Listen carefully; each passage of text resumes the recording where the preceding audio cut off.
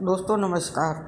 दोस्तों 25 अक्टूबर को इस साल ग्रहण लगने जा रहा है। सूर्य ग्रहण ये साल का आखिरी सूर्य ग्रहण है।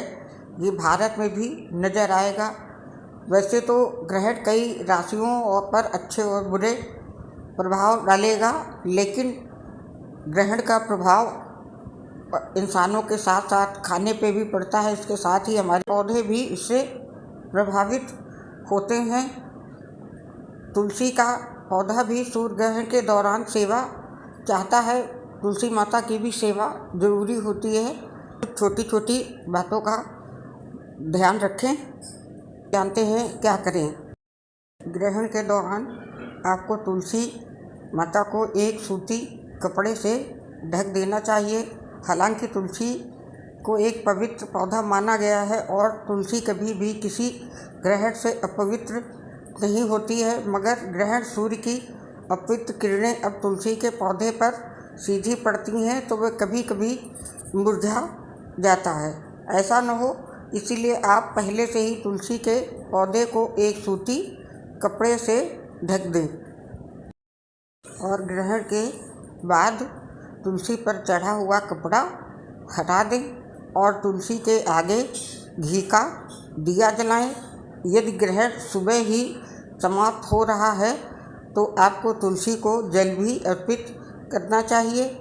इतना ही नहीं, ग्रहण के दौरान तुलसी के समीप एक जल से भरा पात्र रखना चाहिए और ग्रहण के बाद उस जल को नाली में प्रवाहित कर देना चाहिए। ऐसा करने से तुलसी पर ग्रहण को किसी भी तरह का प्रभाव नहीं पड़ेगा।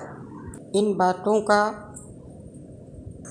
ध्यान रखें। सूतक लगने के बाद से ही आप तुलसी को टच नहीं कर सकते हैं। इतना ही नहीं, ग्रहण हटने के बाद भी आपको तुलसी को टच नहीं करना है।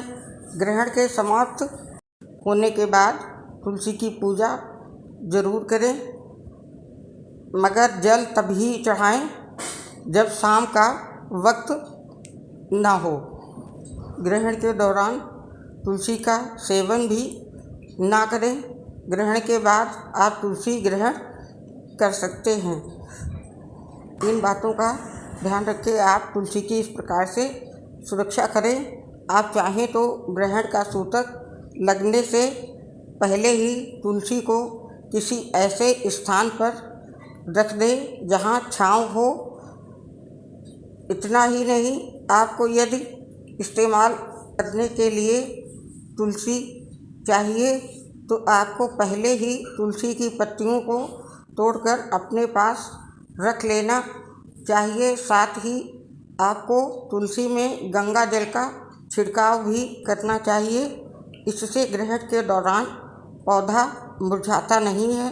तो ये छोटी छोटी बातों का ध्यान रख के अपनी तुलसी माता की सुरक्षा बेहतर ढंग से कर सकते हैं। नमस्कार दोस्तों।